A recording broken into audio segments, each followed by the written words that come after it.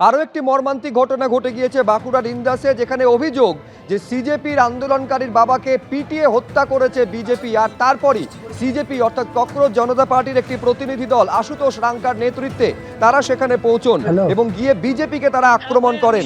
হুঁশিয়ারি দেন সিজেপি নেতারা, আমরা ক্ষতিপূরণের কথা বলেছিলাম, আব্দুল নিতে রাজি হয়নি, দোষীদের অবিলম্বে গ্রেফতার করে উপযুক্ত শাস্তি দিতে হবে, 7 দিনের সময় দিচ্ছি, তার মধ্যে যদি ব্যবস্থা না হয় তাহলে বৃহত্তর আন্দোলনের পথে হাঁটবে ককরোচ জনতা পার্টি।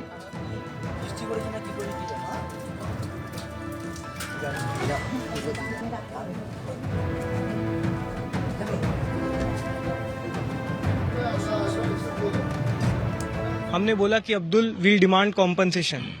अब्दुल ने बोला मुझे कोई कॉम्पनसेशन नहीं चाहिए, मेरे पापा के नाम पे आप एक स्कूल बना दो।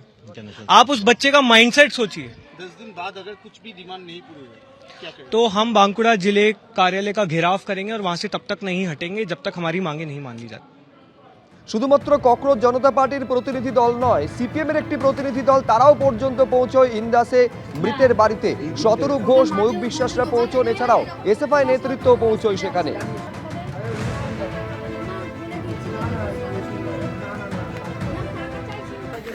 এ দীর্ঘদিনের কংগ্রেসের অত্যন্ত বলিষ্ঠ নেতা, এলাকায় তার প্রভাব প্রতিপত্তি যথেষ্ট আছে এবং কংগ্রেসের দুর্দিনেও সে কংগ্রেসটাকে এই এলাকায় ধরে রেখেছে। এখানে তৃণমূলের বারবারন্ত তৃণমূলের সন্ত্রাস ছিল, কিন্তু তার মধ্যেও আনিসুর কংগ্রেসের পতাকাকে উড্ডীন করে খাড়া রেখে এলাকায় কংগ্রেসটাকে মজবুত করছিল।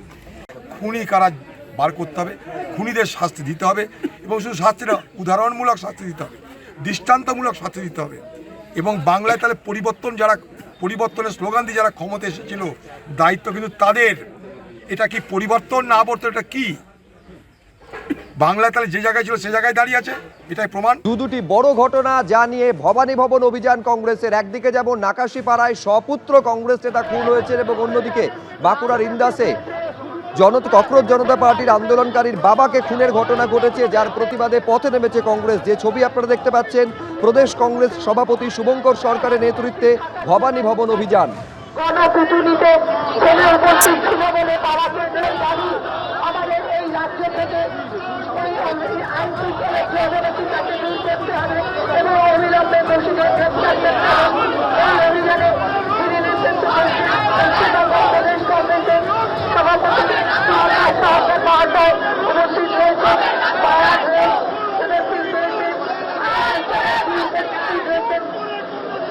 নদিয়াতে বাবা ছেলে, বাবা আমার দলের নেতা, কংগ্রেসের নেতা এবং প্রাক্তন পঞ্চায়েত সদস্য, নৃশংসভাবে তাকে খুন করা হয়েছে।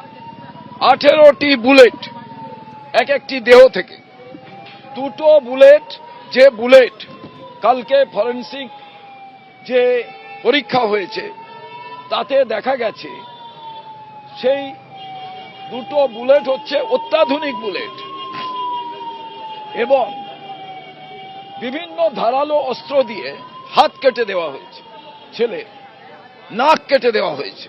যারা পুরো স্বাধীন হয়ে গেলেন ক্রিমিনালরা, 30 জন ক্রিমিনাল এসে এই দুজনকে খুন করেছে, ভাবতে পারেন? এবং থানায় বারে বারে ফোন করা সত্ত্বেও থানা থেকে আইসি আসেননি। এবিপি আনন্দ, এগিয়ে থাকে, এগিয়ে রাখে।